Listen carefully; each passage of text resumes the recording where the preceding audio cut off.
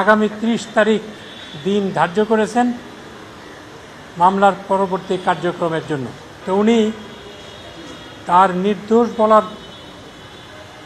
বলতে যে আদালতকে দিয়ে একটা কথা বলেছেন, তারপরে উনি জোর গলায় বলেছেন যে উনি সম্পূর্ণরূপে নির্দোষ। উনি বলছেন মামলাটি উদ্দেশ্য প্রণোদিত এবং রাজনৈতিক আক্রোশের উনি শিকার। গত তারিখে ছিল চার্জের উপর হিয়ারিং, সেখানে আমরা একটা অ্যাপ্লিকেশন দিয়েছিলাম ফর ডিসচার্জ এবং আমরা আদালতের সামনে, ট্রাইব্যুনালের সামনে আমাদের বক্তব্য উপস্থাপন করেছিলাম। আজকে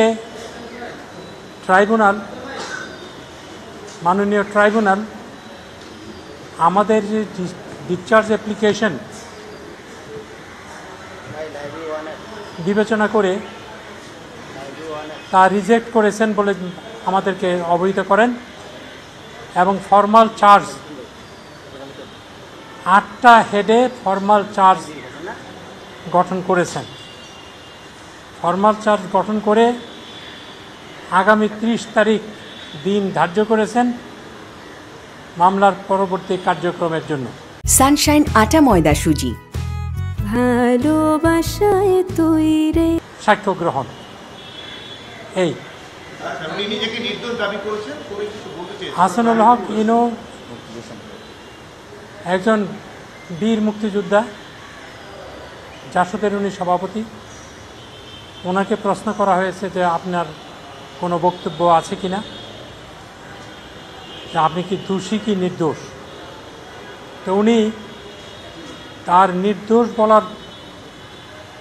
বলতে যে আদালতকে দিয়ে একটা কথা বলেছেন, তারপরে উনি জোর গলায় বলেছেন যে উনি সম্পূর্ণরূপে নির্দোষ। তারপর আদালতের মুলতবি হয়েছে। উনি বলছেন মামলাটি উদ্দেশ্য প্রণোদিত এবং রাজনৈতিক আক্রোশের উনি শিকার এবং উনি বর্তমান তত্ত্বাবধায়ক সরকারের যে ঘোষিত নীতি, যেখানে সরকার নিজেই বলেছে অনেক গায়েবী মামলা হয়েছে, তো উনি দাবি করেছেন যে উনি ওই অনেক গায়েবী মামলার মধ্যে উনি একজন শিকার হয়েছেন, এইটা উনি দাবি করেছেন।